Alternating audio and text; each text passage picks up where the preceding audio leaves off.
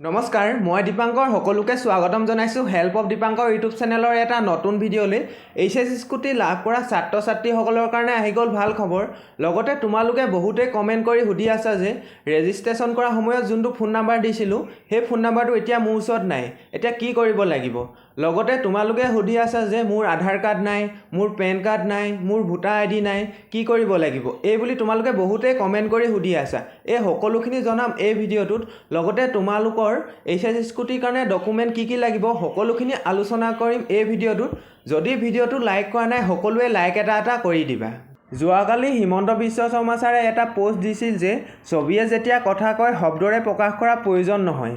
সন্দিকৈ ছোৱালী মহাবিদ্যালয়ৰ সন্মুখত লগতে তলত উল্লেখ কৰিছে fulfilling sight of Assam Red Right scooter which display the best of Assam Nari Shakti and there intellect এই বুলি কালি পোষ্টত উল্লেখ কৰিছে এতিয়া আহিল এই স্কুটিসমূহ এইদৰে কিয় ৰখাই থোৱা হৈছে তোমালোকে হয়তো জানা যে স্কুটি ডিস্ট্ৰিবিউচনৰ আগত এখন চেৰেমনি পতা হয় আৰু এই চেৰেমনিখন গুৱাহাটীত পতা হয় তাতে কিছুমান ছাত্ৰ ছাত্ৰীক মাতি স্কুটি ডিস্ট্ৰিবিউচন কৰা হয় আৰু ওপেনিং চেৰেমনি গুৱাহাটীতে পতা হয় গুৱাহাটীত পতাৰ পাছত তোমালোকৰ ডিস্ট্ৰিক্ট বাই ডিস্ট্ৰিক্ট তোমালোকৰ স্কুটিসমূহ ডিস্ট্ৰিবিউচন কৰিব প্ৰথম গুৱাহাটী চেৰেমনিটো পতাৰ পাছত প্ৰথম হাতে ওপেনিং কৰিব তাৰ পাছত তোমালোকৰ ডিস্ট্ৰিক্ট বাই ডিস্ট্ৰিক্ট স্কুটিসমূহ ডিস্ট্ৰিবিউচন কৰিব এই অনুষ্ঠানটো অতি শীঘ্ৰে আয়োজন কৰিব সেইবাবে এই স্কুটিসমূহ এইদৰে ৰখাই থোৱা হৈছে বা অনা হৈছে অনুষ্ঠানটো হোৱা কিছুদিনৰ পাছতে তোমালোকে স্কুটিসমূহ লাভ কৰিবা ডিস্ট্ৰিক্ট বাই ডিস্ট্ৰিক্ট এই স্কুটি ডিস্ট্ৰিবিউচনৰ প্ৰচেছটো আৰম্ভ কৰি দিব আৰু তোমালোকে নৱেম্বৰ মাহৰ লাষ্টৰ ফালে এইচএছ স্কুটিসমূহ লাভ কৰিবা এতিয়া আহিল তোমালোকে বহুতে সুধি আছে যে ৰেজিষ্ট্ৰেচন কৰা সময়ত মই যোনটো ফোন নাম্বাৰ দিছিলো সেই ফোন নাম্বাৰটো এতিয়া বৰ্তমান মোৰ ওচৰত নাই এতিয়া ফোন নাম্বাৰটো চেঞ্জ কৰিব পাৰিম নে নোৱাৰিম মানে ডিলাৰৰ পৰা যদি কল কৰে তেতিয়া মই কিদৰে গম পাম এই বুলি তোমালোকে বহুতে কমেন্ট কৰি আছে তোমালোকক দুমাহমানৰ আগত এটা আপডেট দিছিল যে কিবা ভুল থাকিলে বা শুধৰণি কৰিবলৈ যদি আছে তেতিয়া এটা জিমেইল দিয়া হৈছিল তোমালোকে ইয়াত দেখিবলৈ পাইছা এই জিমেইলটো দুমাহমানৰ আগত দিয়া হৈছিল কিবা যদি আবেদন কৰিব মানে কিবা যদি ভুল বা শুধৰাব থাকে তেতিয়া এটোত আবেদন কৰিবলৈ এই জিমেইলটো দিয়া হৈছিল আৰু তোমালোকে বহুতে জিমেইল কৰিছিলা আৰু বহুতে কমেন্ট কৰিছা যে মই আবেদন কৰিছিলো বা জিমেইল কৰিছিলো কোনো ধৰণৰ ৰেসপন্স নাপালো এতিয়া তোমালোকে কি কৰিব লাগিব পাৰিলে তোমালোকে সেই একেটা নাম্বাৰতে সেই একেখন সিমতে ফোন নাম্বাৰটো উলিয়াই লবা একেটা নাম্বাৰতে উলিয়াই লবা আৰু তোমালোকে এতিয়াও টাইম আছে তোমালোকে একেটা নাম্বাৰতে উলিয়াই লব পাৰিবা আৰু তোমালোকে লগৰবোৰ লগত কন্টাক্ট কৰি থাকিবা লগৰবোৰ সুধি থাকিবা যে তহঁতক ডিলাৰৰ পৰা কন্টাক্ট ফোন কৰিছে নেকি এইচএছ স্কুটিৰ কাৰণে এই বুলি তোমালোকে সেই লগৰবোৰ লগত সুধি থাকিবা যদি হিহঁতক কন্টাক্ট কৰে তেতিয়া তোমালোকে নিজে সেই ডিলাৰৰ লগত কন্টাক্ট কৰিব লাগিব তেতিয়াহে তোমালোকে এইচএছ স্কুটিসমূহ লাভ কৰিবা লগৰবোৰ সুধি থাকিবা হিহঁতক যদি কল কৰে তেতিয়া তোমালোকে নিজে ডিলাৰৰ লগত কন্টাক্ট কৰিব লাগিব আৰু কিছুমানে সুধি আছা যে মোৰ পান কাৰ্ড নাই এতিয়া কি কৰিব লাগিব পান কাৰ্ডৰ বদলি তোমালোকে পান কাৰ্ডৰ বদলি বাৰ্থ সাৰ্টিফিকেটখন দিলেই হ'ব আৰু তোমালোকে ভোটাৰ কাৰ্ড যদি নাথাকে তেন্তে তোমালোকে আধাৰ কাৰ্ডটো দিলেই হ'ব ভোটাৰ কাৰ্ডৰ বদলি আধাৰ কাৰ্ড দিলেই হ'ব আৰু পান কাৰ্ডৰ বদলি তোমালোকে বাৰ্থ সাৰ্টিফিকেটখন দিলেও হ'ব আৰু তোমালোকে বহুতে সুধি আছা বহুতে কমেন্ট কৰি আছা যে যেতিয়া স্কুটি আনিবলৈ ডিলাৰলৈ যাম তেতিয়া হে ডিলাৰত পইচা ল'ব নেকি তোমালোকে যেতিয়া স্কুটি ডিস্ট্ৰিবিউচন যেতিয়া কৰিব তেতিয়া হে ডিলাৰলৈ যেতিয়া যাবা হে ডিলাৰত স্কুটি আনিবলৈ যাওঁতে ডিলাৰক এটকাও পইচা দিব নালাগে কাৰণ ৰেজিষ্ট্ৰেচন আৰু ইন্সুৰেন্সৰ নামত চৰকাৰে হে ডিলাৰক অলৰেডি পইচা দিয়া থাকে যদি তোমালোকে কিবা নতুনকৈ যদি কিবা লগোৱা স্কুটিত তেতিয়া হে পইচাটো দিব লাগিব বেলেগকে তোমালোকে স্কুটি আনিবলৈ যাওঁতে ডিলাৰক এটকাও দিব নালাগে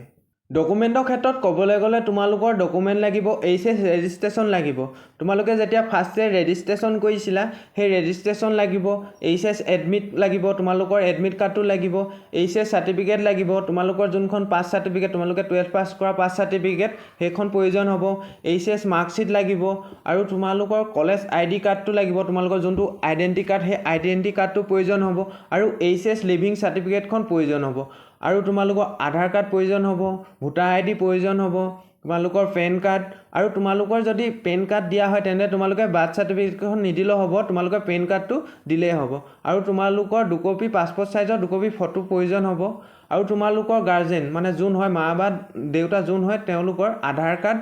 পান কাৰ্ড আৰু ভোটাৰ আইডি প্ৰয়োজন হ'ব। এই সকলোবোৰ তোমালোকে দুখনকৈ জেৰক্স কৰি থৈ দিবা আৰু তোমালোকে ডিলাৰলৈ যেতিয়া যাবা সেই ডিলাৰলৈ যাওঁতে এখন ফৰ্ম দিয়া হ'ব, সেই ফৰ্মখন সেই ডিলাৰত ফিল আপ কৰিব লাগিব।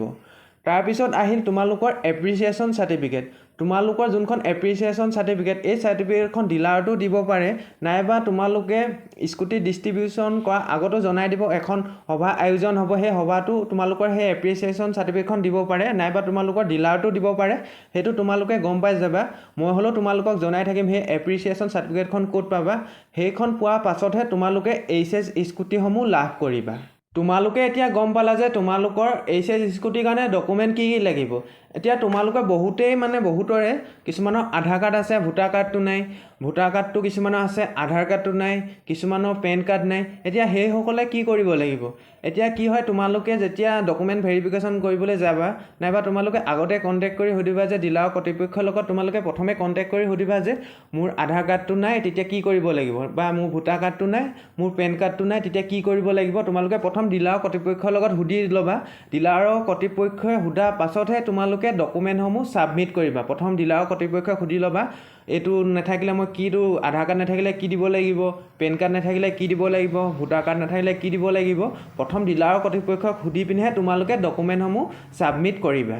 তোমালোকে অতি সোনকালে এইচএছ স্কুটিসমূহ লাভ কৰিবা। নৱেম্বৰ মাহৰ লাষ্টৰ ফালে এইচএছ স্কুটিসমূহ ডিষ্ট্ৰিবিউশ্যন কৰিব। আৰু আজিৰ ভিডিঅ'টো ইমানেই। যদি কিবা সুধিব আছে তেন্তে কমেণ্ট কৰিবা, মই তোমালোকক সকলোকে কমেণ্টৰ ৰিপ্লাই দিম। লগতে ভিডিঅ'টো যদি লাইক কৰা নাই তেন্তে সকলোৱে লাইক এটা কৰি দিবা। লগতে চেনেলটোলৈ যদি নতুনকৈ আহিছে তেন্তে সকলোৱে চেনেলটো ছাবস্ক্ৰাইব কৰি ৰাখিবা, কিয়নো এই ধৰণৰ ইনফৰ্মেশ্যনৰ ভিডিঅ'বোৰ, স্কুটি ৰিলেটেড ভিডিঅ'বোৰ তোমালোকে এই চেনেলটোত পাই থাকিবা।